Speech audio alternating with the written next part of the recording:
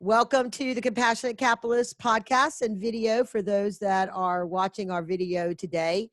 The topic that we have is near and dear to the investors and entrepreneurs that are listening in here, and very specifically to women entrepreneurs and women investors, because one of the things that, and the many, many years that I have been involved in creating ecosystems for entrepreneurs and investors, you know, for probably more years than I care to really admit, I was often the only woman in the room. And it has become something that it's changing.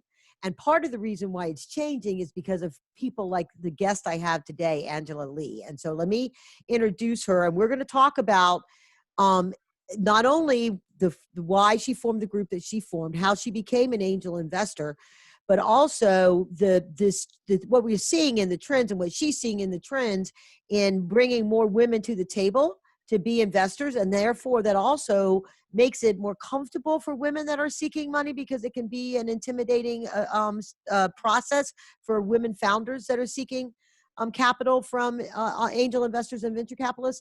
And so, that piece of it and why that's important, and the role that education plays in that. So let me tell you a little bit about Angela. So here's the thing. She's the founder of 37 Angels, right? It's for the record, and we'll talk more about it, but it's a startup investment network that activates new investors through an educational boot camp. Currently, she's the professor of practice, VC leadership and strategy at Columbia Business School, and previously the chief innovation officer there at the university as well. Within that expertise, since 2010, she has been a called upon speaker and trainer on the topics of innovation, inclusion, and investing at really, novel places, like amazing places like NASA, Amazon, BMW, the New York Stock Exchange, and even the White House. That's just a top of the list of all the places that she has been called upon. And so she came from this. Her corporate gig was an engagement manager at McKinsey. So first of all, welcome to the Compassionate Capitalist podcast, Angela. So excited to have you on the show today. Thank you so much for having me, Karen. And tell our audience, so how does somebody go from becoming an engagement manager at McKinsey to become a thought leader in innovation and an expert enough, not only within angel investing, but to move beyond that and to actually start and lead a successful angel investor group? So I'll talk about how I became an angel investor and then how I started 37 Angels, because they didn't happen at the same time. And the honest answer is I became an angel investor accidentally. It was 2008. I was, working in management consulting, and one of my best girlfriends had made a movie, and it was a movie about increasing the awareness of mental health, specifically in the Asian community, because the Asian community doesn't really talk about mental health.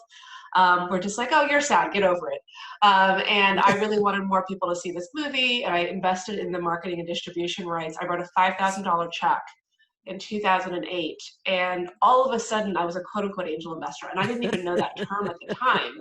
And then all of a sudden I started getting on these email lists and getting invited to these events. I had no idea what I was doing. So for 3 to 4 years, really bumbled my way around this space, and really wanted to learn. And also wanted to invest alongside people who looked a little bit more like me. I was 28 when I started angel investing. And, I literally got asked, are you lost? Are you in the right room? Or like, where's your money from? Or, what does your husband do? Just all these questions. And from that, 37 Angels was born in early 2013. And it really has a couple of missions. The first is it's very much grounded in education. Obviously, my day job is a professor, and so I clearly really believe in education, but we have an investment boot camp that teaches people how to be angel investors, and that it was a group of specifically women investors. Now, we invest in women and men-led startups, but the investors, the people writing the checks, are all women. Oh, okay. And it was something that was really important to me. We were a younger group than the average angel investor. And so all of that was how 37 Angels was born, really out of a personal need. Okay, so that's really terrific. So let's dig into a little bit. Let's first start about the importance of education in angel investing, because as we talked before this particular show, that was the main reason why I wrote the book that I wrote, Inside Yeah. Secrets to Angel Investing. And when I was starting, or I'm rebooting, I should say, the angel investor group that I ran for many years, the Network of Business Angels and Investors, I knew that the reason why, you could get an angel investor to the table. And in fact, the story you told was very much what I learned from so many of the angel investors when I would first meet them in the group, when I started just helping people, helping out in the group. How'd you become an angel investor? Well, so a friend invited me and I lost some money and then I figured it out, and, all of that kind of stuff. And I realized that if I was to have a successful angel group, I needed to, one, help people not lose their money, by giving them some best practices and things like that. And two, it's really scary when you get ready to write that Oh, first big absolutely. check, right? If you're writing more than five, Absolutely. particularly if you're writing more than $5,000, you know what I mean? It's like that. This is money. Oh, what? All the other things I could do with this, but I wanted to help this entrepreneur. I'd like to make some money, but and so the best way I found, and my precursor, which was just a bunch of PDF files to the book, was the best way to get people comfortable with it was through angel investing. So so education being so much important, and obviously what you teach at Columbia is different than what you teach within the angel investor community. And I had the opportunity to participate in one of your webinars, and you were just spot on with the down to earth, real language of what things are, because it's so easy when you're enmeshed in it to take it for granted that people understand the terms, understand the Yeah. agreements, understand some of the legalese that gets put into some of these agreements. So talk about, first, about the journey of you realizing, well, we got to do some kind of education. And then how you came about, because it's not an easy task to put a boot camp together. So Yeah. was there some just sort of ad hoc, you did this, and how did it get formalized? Yeah, so some of the things that I did early on, I just realized, you walk into these rooms and I was just furiously writing down every fifth word people were saying. And I would be Googling and looking up on Investopedia. And, I felt like, venture capital, that the world is a space where I think that when people speak and they're not understood, I think it makes them feel smarter in some ways. And I often talk that 37 Angels shines a light on the black box of startup investing, because there's so much jargon, and it's a world where, in some ways, like, it's good to be a cool kid, right? It's good to be on the inside of the velvet rope, and it's not in their best Yes. interest in some ways to explain things. And so I think people like feeling cool, they like being part of Shark Yep. Tank, whatever the case may be. And so we really took the complete opposite ethos, right? We have a glossary on our website. We just, obviously I'm a teacher, and we try to create a really, really safe space. There are truly no dumb questions, because I promise you, if you have that question, somebody else does as well. And so that's just kind of the ethos of how it was born. And then in terms of just creating the curriculum itself, I read everything that I could. I participated in some programs.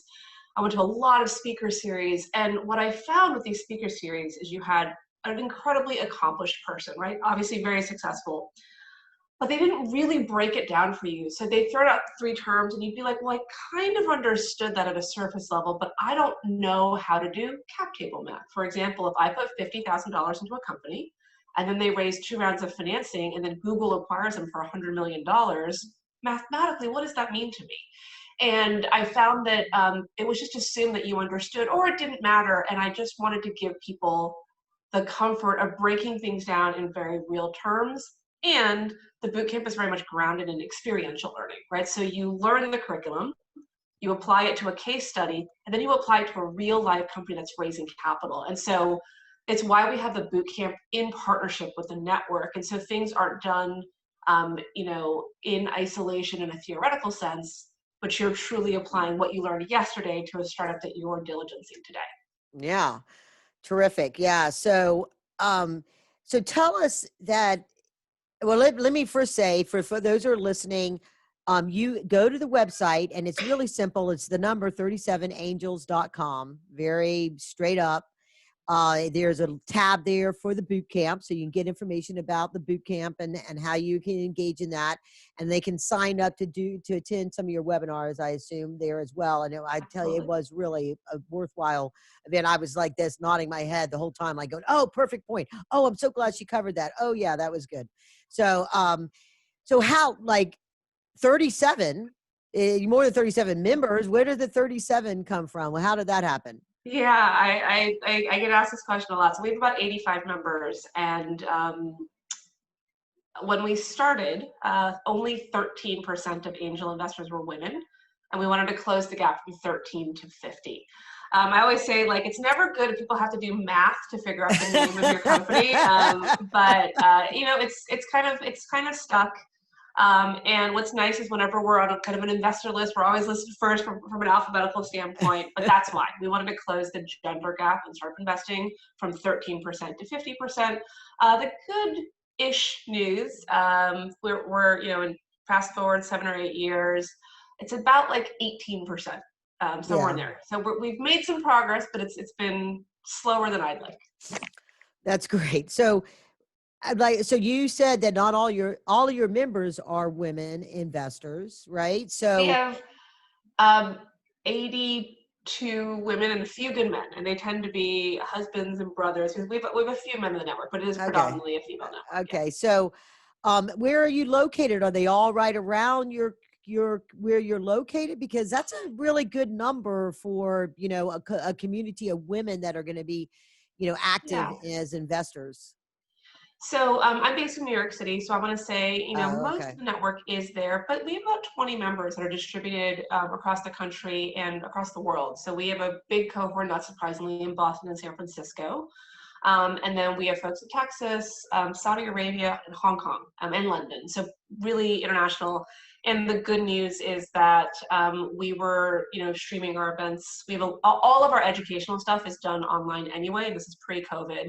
Our social events, obviously we do an event once a year where we all get our hair and makeup done and we get our headshots done. That's a little bit harder to participate in if you're in Saudi Arabia, but it is meant to be, open to everybody. Oh, that's cool. That's a nice little Yeah. perk.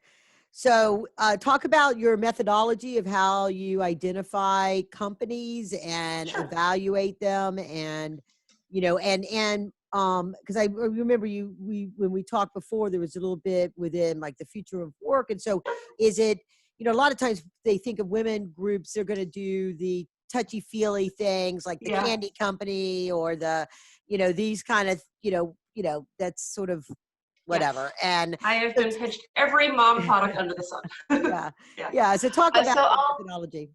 of course, I'll separate like process and then kind of investment methodology. So process, I'll start because it's simple. We look at about 2,500 companies a year. We introduce the best 50 to our angels, and then our angels vote on their favorites and then independently decide on what they want to vote on. So we think you get the benefit of deal flow. It's hard to go through 2,500 companies on your own, and you get the benefit of the wisdom of the network. But at the end of the day, you decide where you want to put your money. So that's the process. In terms of our methodology, we look at four things. We look at the four P's, which are people, problem, progress, and price. People, problem, progress, and price. So from a people perspective, we want to make sure that the people starting the company have domain expertise, have complementary skill sets, and have that like magical it factor that when you look them in the eye, you're like, you're going to beat the 9 other companies who've pitched me the exact same idea in the last 3 months. That's people. Problem, we want a large problem. We want an attractive competitive landscape. And most importantly, we want a founder who understands the problem they're solving. I find that entrepreneurs often lead with product versus lead with problem. And an example of that is green juices, right? I'm sure we've all walked into that wall in Whole Foods and seen green juices. And founders tend to be like, well, it's made with kale, or is it made with, quinoa, or is it maple water? How many calories does it have? And the question I always want to know is, what problem are you solving, right? Are you solving weight loss? Are you solving convenience? Are you solving detox? Like whatever the case may be. And if you are, it's like the customer, how you speak to them, the indirect competitors, it's all very, very different. So a really crystal clear understanding of problem. From a progress perspective, we want repeatable progress. At the end of the day, startups are customer acquisition engines, and we want to know that you have a machine that when we feed it dollars, it knows how to go out and acquire customers through direct email or through Instagram ads or through Facebook ads. And you really have built a mechanism to acquire customers. That's the progress side. And then price. We, of course, want it to be an attractive valuation. That's a whole separate, podcast in and of itself. So Yeah. people, problem, progress, and price. You asked about sector. We are fairly sector agnostic, but the spaces we invest most in are digital health, future of work, advertising technology, and logistics tech. So we have done well in a post-COVID world, given that those sectors have done fairly well. Yeah, absolutely. So I love the 4 Ps. That is, it's so foundational to what really every angel group is is really the successful ones. All I have found do that. They don't say it's quite as so eloquently as what you did with the 4 Ps, but that's good. That's because you're an educator, right? And people, it's easier for them to remember 4 Ps and what those mean. But the problem piece and the progress piece, I think, are so many times that that gets lost in the noise or the sizzle and the thing. So let's dig a little bit into that and say why. I want you to address it in 2 ways. Why is it that it seems to be something that entrepreneurs, we always have to re-educate them as to that as being the main issue when they're doing a pitch or trying to discuss their value proposition? And then we'll roll in and have a deeper conversation as how women and men present that differently. But Yeah. but first, because it seems like it's always a conversation that we're having about that with entrepreneurs. So why do you think that is? I mean, I think at the end of the day, founders are, knee deep and they're so deeply thinking about their product, and they tend to think about it from like a feature set value proposition. And we're so often told to talk about that value prop. And so you have, I'm sure, Karen, you've experienced this. A founder comes to you and they're like, tell me about your product. And you're like, it has these 17 features. And so the way that I try to cut through that noise is I always ask founders, okay, who's your customer? And they're like, okay, it's, teachers. Teachers are your customer. So I'm a teacher. I teach the 5th grade, and I'm talking to another 5th grade teacher. What do I say to him or her about your product, right? Because that's what really gets you to the, like when I'm telling you about an amazing app you need to download, I don't say, Karen, let me tell you about these 17 features and why you should download it. I'm just like, you need to download this app because it's going to save you time in doing X. And so we look for founders who understand that in a really, really crystal clear way, because if they don't, it means they are never going to know how to sell it. They don't have customer empathy, and they don't know who their competitor set is. And so it's just such an important part of it that I find that founders need to be taught that art, because I think they just get too deep into their slide deck and they forget how to communicate and how we all talk to each other as customers and as users. Yeah, they'll sometimes, I've seen them, they'll take a customer pitch deck and try to make it into an investor Yeah. deck. And so it is all about the product and not the problem, oftentimes that's it. Yeah. And then, And we look for deep, deep customer empathy. We invest in a lot of future of work, of which education technology is a subset of that. And if you think about ed tech and having customer empathy, what does the teacher care about versus the parent care about versus the student care about versus the principal care about? Like, what problem are you solving for each of them? And again, that doesn't come through with here are my 17 features and benefits. That comes through only by truly understanding the problem you're solving for all of those different customers. yeah, and absolutely. And on the progress side, the customer acquisition. So is it, because sometimes when I'm coaching companies, and in the past when we were, screening companies, it would be, so, they would know they might have a really good avatar of who their customer is and that need, but their way of reaching them was gobbled in a lot of legal, words, but no real idea of how. And that's why you always say, well, traction.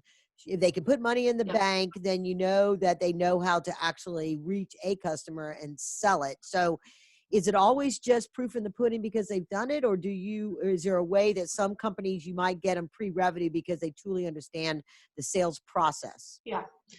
Yeah, so people always ask me, like, how much revenue do I need to have before I can pitch an investor? And I'm like, I don't actually care about the absolute numbers. I care that you've built this customer acquisition engine. And so, we've had founders who've been on Oprah, we've had founders who've been on Shark Tank, and they'll have $1 million in revenue because, as you can imagine, the power of Oprah is a big force. But that is not repeatable progress. That's not a machine. You're not going to be on Oprah every month. Right. And so I'd much rather, you're like, I have 3,000 customers, but I know exactly how I got them. We got 1,500 of them through Facebook ads, and we got 1,500 of them through direct email. I know it cost me $20 to acquire them through Facebook. And I know these 7 words are the ones that are giving me the highest click-through rate on that Facebook ad. And I know Excellent. everything about it. And then I know my customer lifetime value, right? I know that on average, that customer spends $60 with me. And for us, we're looking for that magical ratio between customer lifetime value, right? How much money they spend with you over the duration of their life with you, and then how much it costs to acquire them. And we're looking for a 3-to-1 ratio, right? We want the lifetime value to be 3 times that of the customer acquisition cost. And so when you break it down in that way, it's much less about the sizzle and the pop. It's much more like, do you have a disciplined way to go after customers? You mentioned traction. There's a great book called Traction by Gabriel Weinberg. He walks through the 19 different customer acquisition channels to say, hey, don't know how to do influencer marketing? Read page 74. That's a Yeah. Traction by Gabriel Weinberg. Okay, so let's talk about this concept. I'm going to shift tracks here a little bit. Future of work. Now those are pretty words. Yeah. What does that really mean when it comes to the marketplace and from an investor perspective, a company? I mean, I think that's a fairly new industry type of word, isn't it? I mean, Yeah, so people define future of work in lots of different ways. The way that I define it, and that I would say is the most common way to define it, is kind of 2 buckets of startups. So one are startups that are serving kind of the non-traditional worker. And again, this existed pre-COVID, but 40% of the US labor market is non-W2, meaning they're not full-time. They are doing 4 jobs, or they're part-time, or they're digital nomads. And so how do you help them save for retirement? How do you help them use VPN, right, to connect to the office system? How do you help them to feel included within a workforce, right? So how do you have employee retention and good culture in that situation? So this whole body of startups that are serving kind of the non-traditional worker, the worker of the future, right? There's a huge world within there. And then the second category is more worker automation, right? So robot overlords taking over our jobs, right? That's the second okay. category. I very much only invest in the first category, but there are a lot of people who invest in robotics. I would argue that machine learning is in this. But those are kind of the 2 overarching categories: serving the non-traditional worker, and then worker automation, and then there are kind of subcategories within there. But people specialize in lots of different ways. I have a particular bias towards, for example, adult learning, and the fact that we're all going to change jobs 10 to 15 times in our career. So how do we learn to upskill ourselves? It's a space that I'm particularly fond of, but that's future work. Interesting. So now, given this pandemic, and it is Yeah. completely turned often the process of work, the availability, the types of jobs, the way you do your jobs upside down, right? So nobody could predict this, but in the way that you were anticipating robotics was going to we're on our way there. Efficiency of how you have office things, the piece you just mentioned about education, that everybody knows that we've been challenged in providing alternative ways of getting education to be able to do your job differently or do a different job.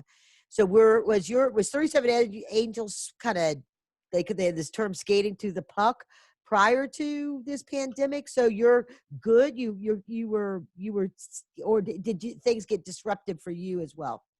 Yeah, so as an investor, the good news is we've been future of work investors since day one. So the good news is we were way ahead of that curve, and so a lot of our startups are actually doing quite well, because right now all of us are non-traditional workers, and so that's been very well from an investor perspective.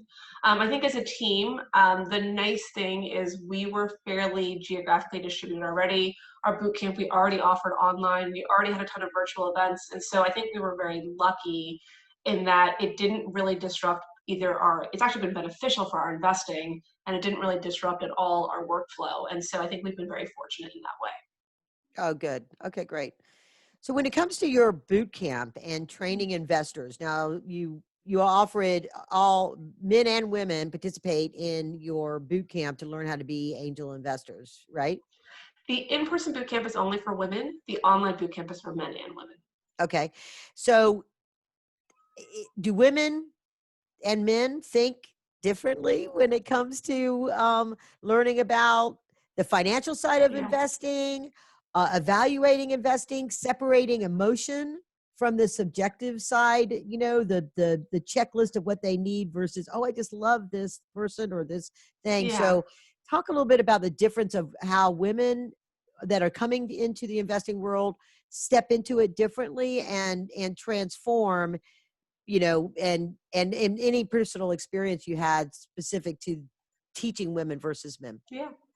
I mean, I'll start with some of the data, and I'll share some more kind of anecdotal observations. So from a data perspective, there's a fairly famous study that a lot of people know about that says that when men look at a job description, they will apply if they qualify. They have like 6 out of the 10 characteristics the job description's listing, whereas women tend to apply when they have like 9 out of 10. So women have a much higher bar for themselves before they're like, I'm qualified for that role. And what's interesting about startup investing is that none of us are qualified to do this, right? We are investing in really early companies in nascent industries with tons of unknowns. All of us are underqualified. So men are much willing, I think, to lean into that discomfort and lean into that imposter syndrome of, I don't really know what I'm doing, but I'm going to do it anyway. And the way that that manifests in class is, because I teach a fairly similar class at Columbia Business School, and a lot of the classes, the questions from men are like, I know this, but I really want to get a sense of what you think, right? Whereas I think women are a little bit more willing to admit when they don't understand something. And so that's just kind of a manifestation of how they ask questions. That's certainly one. And I think the other thing that the data shows is that there's been a lot of data to show that women make better wealth managers, we're better asset managers, we're better fund managers. Oh, And really? the reason why is because we trade less often. And in general, people who manage a mutual fund and trade stocks less often, they do better because humans are really bad at timing the market. And so I think that's really interesting. And so I do find that that women are slower to write that first check. Again, this is a little bit more anecdotal, but I have noticed that it takes women a little bit more to write that very first check. That might be related to risk aversion. That might be related to feeling like they're not qualified to write that first check. But I find that after the first check, then the pacing is incredibly similar. But it's why we have the boot camp. It's why, Karen, you wrote your book. It's to get people over that hump of Right. that first check. Because I feel like once you do that, then it's much, much better. And Yep. then the last thing I'll mention is, I think the way that we interact with our founders post-investment, again, this is anecdotal, but it's an incredibly collaborative, transparent, and helpful group of women that we've put together. And I think, the statistic so we've invested in 75 companies. Financially, we've done very well. But the statistic that I'm the most proud of is that we have a bunch of testimonials on our website from founders. And 75% of those testimonials came from founders who we did not give money to. So we're just like, we're not going to invest in you. And Oh, they turn around and wrote us wow. a positive testimonial. And I think there is something about not being a jerk when you're in that room. Like, I hate it from Shark Tank. But I think we are collaborative and helpful and transparent and empathetic from day one. And that means that we're going to be hopefully easier for founders to work with, but it's good for us too. We get better deal flow as a result of it. We hear all the Wow. time, you're the only angel network we're pitching. Really? Wow. That's good. Okay. Um, so within the context of people getting started in it, right? You mentioned a little bit, because there's the startup and there's like the pure seed stage thing, and it might be a new technology, a new this or that. And then, and within the context of a financial manager, that's a woman, and the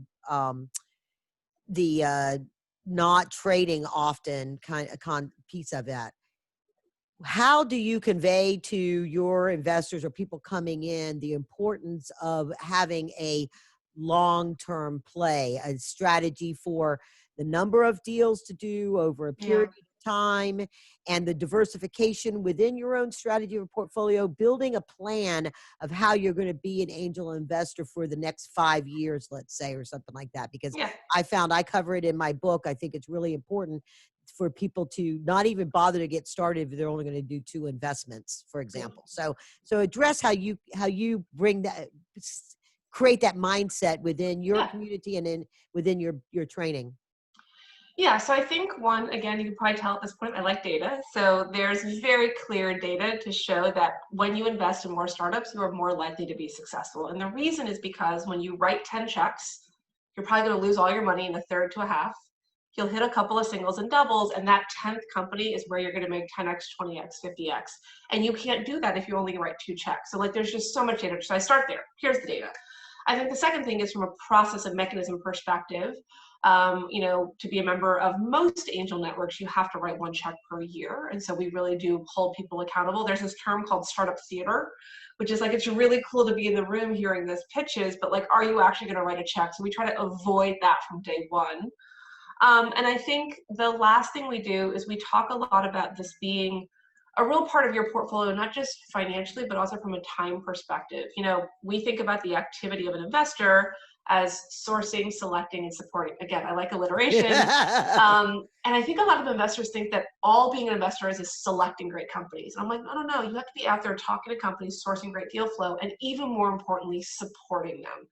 Right, and helping make introductions to Series B investors or to customers or to acquirers. So we talk a lot about like it's really a part of your investing portfolio. It's also a part of the time that you spend, and that you should do it seriously. Yeah, absolutely. And I've also think, because there's so many ways that people can participate now because of the various types of general solicitation, direct public offerings, crowdfunding platforms, you can get involved in companies that are further along and maybe less risk, and it's okay to solo invest in something like that. You still need to have a plan. I want to recommend anybody listening to this to make sure that you get access to the training. I'd love for you to get my book, but also definitely plug into what Angela is doing with her training, because there's never a reason why learning more is not a good idea. It's kind of like a backwards Well, way. you are preaching to the converted. I've dedicated my life to learning, so Yeah. absolutely.